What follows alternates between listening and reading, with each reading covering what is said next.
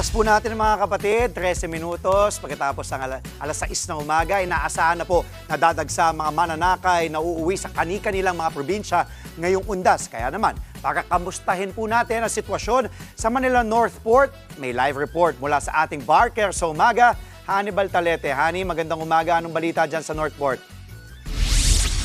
Good morning mga kapatid, good morning Andre. Sa ngayon ay kakaunti pa lamang yung mga pasaherong babiyahe sa kanilang mga probinsya, partikular dito sa Manila Northport. At sabi nga ng mga nakausap natin kanina, no, nasa 200, may higit 200 na mga pasahero pa lamang nagpag-book. At ito yung mga naktakdang maglahiyag ngayong umaga. Isang barko lamang ang magbabiyahe ngayong araw, Andre, no? At kasi nga, ang sabi ng ating mga nakausap dito kanina, na-delayed ang isang barko mula sa Cebu dahil nga sa epekto ng bagyong Christine. At nung nakaraang linggo, Andre, na-stranded o na-delayed din na yung biyahe dahil nga sa bagyo rin ito. At eto ngayon, yung isang biyahe ng barko ngayong araw ay ito yung maglalayag papunta ng Batangas, Cebu at Tagbilaran na Bohol. Ito ay magbababa at magsasakay ng kanilang mga pasahero.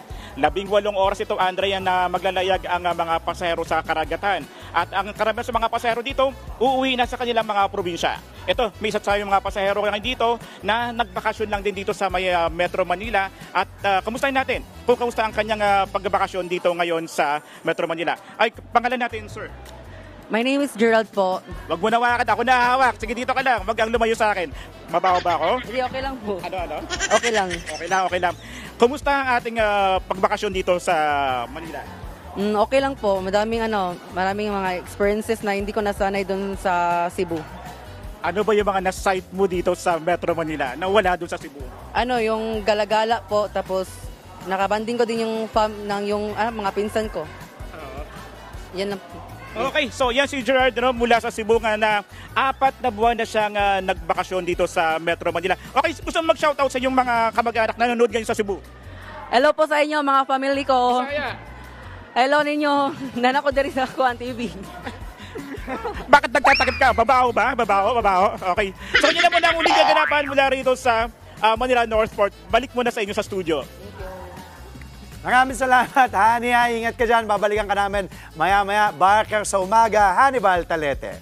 Mga kapatid, Dimples Romana po, kumpletuhin ang inyong umaga ng mga kwentong puno ng inspirasyon. Salubungin po ang bawat araw ng may ngiti at pag-asa. Kaya't mag-subscribe na po at mag-follow na sa aming social media pages ng News 5.